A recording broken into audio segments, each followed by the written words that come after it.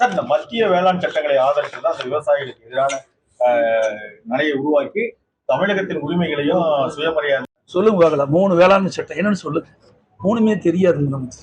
தமிழ்நாடு பாதிக்காதுங்க, வட மாநிலத்திற்காக பாத்தீங்களா, அதெல்லாம் மண்டி வச்சிருக்கிறாங்க, அவ்வளவுதான் பாதிப்பாங்க. புரியுங்களா? இந்த 3 வேளாண்மை சட்டத்தை என்னன்னு அவர் சொல்லிட்டு நான் பதில் சொல்றேன். சொல்ல தெரியாது. நானும் சட்டமன்றத்திலே கேட்டேன், முதலமைச்சர் அவர்களே எதிர்கட்சியில் இருக்கும் போதே நான் ஆதரிக்கும் போதே என்னை கேட்டேன். நான் கேட்டேன், என்ன விளக்கத்தை சொல்லுங்க. நான் விளக்கம் சொல்றேன். தமிழ்நாட்டுக்கு என்ற விவசாயிகள் 3 வேளாண் சட்டத்தில் எந்த விதத்தில் பாதிக்கிறாங்க சொல்லுங்க, நான் பதில் சொல்றேன்.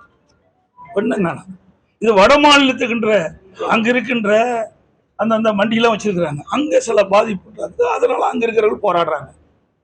பண்ணை திட்டம் ஒன்று கொண்டாந்தேன், அருமையான திட்டம். அத அதிமுக அரசு இருக்கின்ற பொழுது கொண்டு வந்து நிறைவேற்றேன். ஆதரவு தெரிவிச்சதுனால வேளாண் சட்டத்துக்கு விவசாயிகள் பிரச்சனையை மத்திய அரசு கேட்க சொல்லி நீங்க சொல்லுவீங்களா? சொல்றத கேளுங்க. விவசாயி, நான் தமிழ்நாட்டு விவசாயி. நான் எங்க ஆட்சி செய்யறாங்க? தமிழ்நாடு. இங்க பாதிக்கிறதா நான் பார்க்கணும். இங்கதான் ஓட்டு போட்டு எனக்கு தேர்ந்தெடுக்கிறாங்க. ஒவ்வொரு மாநிலத்திலும் ஒரு பிரச்சனை இருக்கு.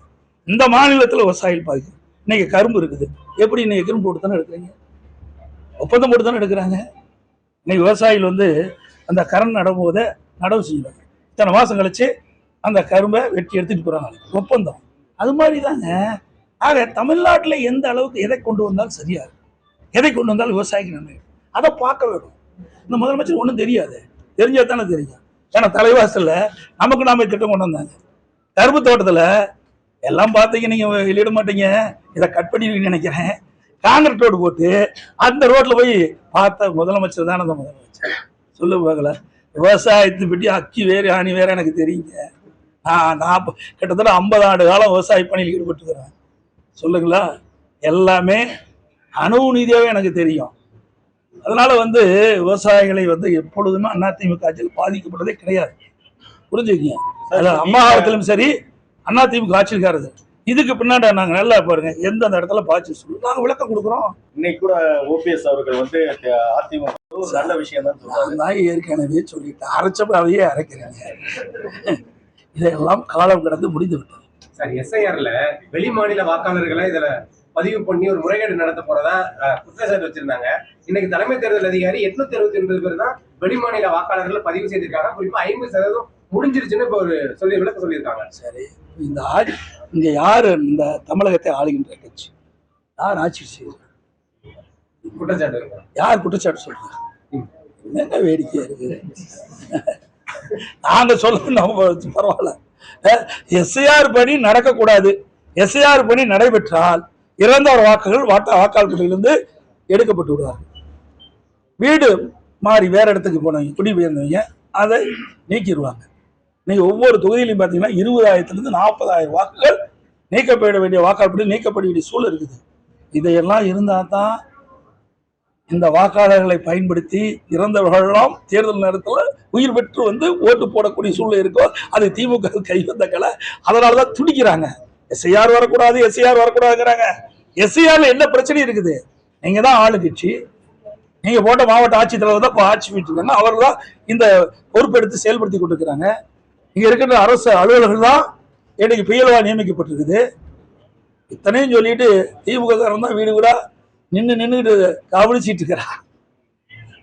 நாங்க தாங்க அதை சொல்ல வேணும்.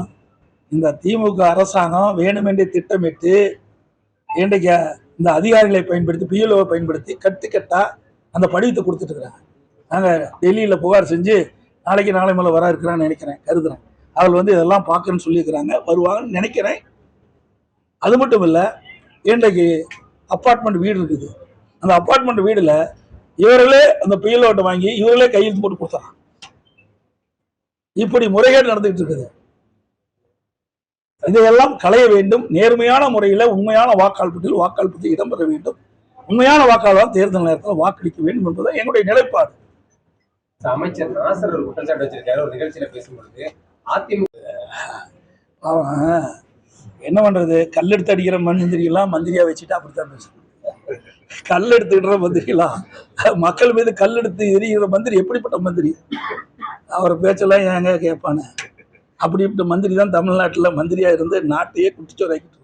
செய்திகளை உடனுக்குடன் தெரிந்து கொள்ள கீழ்க்கண்ட கேபிள் மற்றும் டிடிஎச் நெட்வொர்க்குகளில் எம்நாடு செய்தி தொலைக்காட்சியை காணுங்கள். பாதகம் செய்பவரை கண்டால் நாம் பயம் கொள்ளலாகாது பாப்பா. மோதி மிதித்துவிடு பாப்பா, அவர் முகத்தில் உமிழ்ந்துவிடு பாப்பா. அண்மை செய்திகளை உடனுக்குடன் தெரிந்து கொள்ள இணைந்திருங்கள் எம்நாடு தொலைக்காட்சியுடன்.